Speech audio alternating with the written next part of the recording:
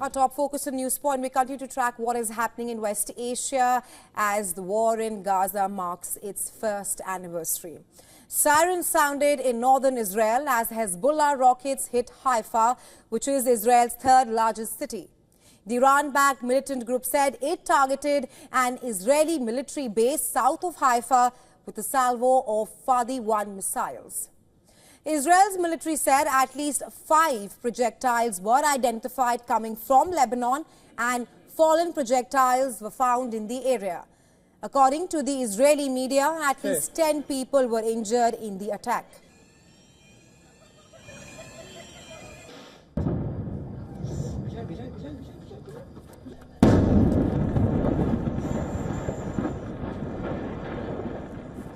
On the other hand, Israel continued its bombardment of Lebanon.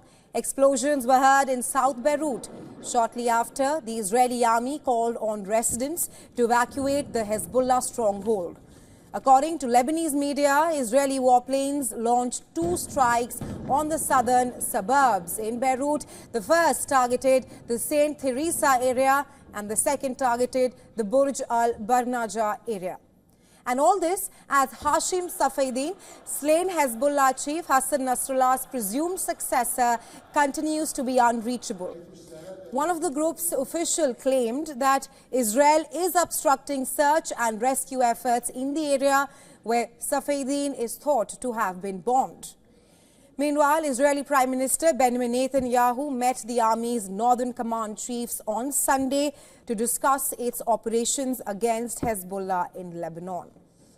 Israeli Defense Minister Yoav Gallant is in the United States and he just met with U.S. Defense Secretary Lloyd Austin. Both the defense secretaries discussed Iran's destabilizing actions. West Asia has been on the edge since Hamas's October 7th attack on Israel. Exactly a year after, the Palestinian group said that the attack shattered the illusions that Israel had created for itself.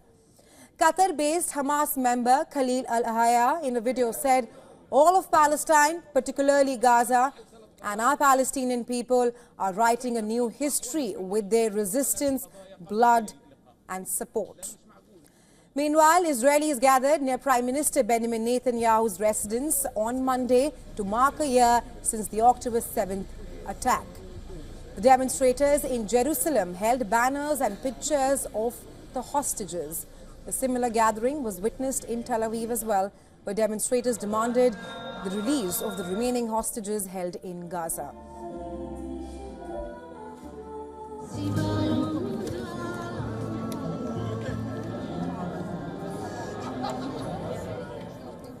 Well, for more on this, we're now being joined by Nibal Farsek from Ramallah in West Bank.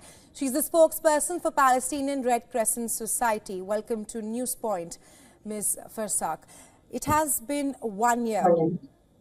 It has been 1 year since Hamas attacked Israel and the subsequent war. Are there any lessons learned and what are some challenges that lies ahead? Good morning. Thanks for having me. For a year, the people of Gaza wakes up every day for days filled with fear, loss, stress, and uncertainty. There has been evacuation after evacuation with nowhere safe for families. The situation in Gaza is dire. There is lacks in everything. Shortages in essential supplies, including food, water, electricity, and even medical care. The majority of civilians' infrastructure have been destroyed. Almost 70% of Gaza homes have been destroyed or damaged. That means people do not even have a home to return to. And everyone is lacking food. We're talking about almost 96% of the people in Gaza do not have enough food for themselves or their families. Almost 90% of the entire population are internally displaced. They are overcrowded, living in schools or even in tents in areas that is called as humanitarian zones. But it turns out even these areas, it's not safe because we have witnessed repeated attacks in such areas which has resulted to thousands of casualties. There is increasing of attacks on schools that houses thousands of civilians. And since the beginning of the war in Gaza, more than 41,000 people have been killed. The majority of them are children and women. Right. Almost 96,000 others were injured. And up to this moment, more than 10,000 people are still missing under the rubble. Right, Ms. Farsak, you have given us an outline of the humanitarian situation in Gaza as the war marks its first anniversary. At least 742 people have died in West Bank in the last 12 months itself. It has perhaps been a year of unimaginable suffering. If you can tell us, what is the broader message that the Palestinians are sending across to the world?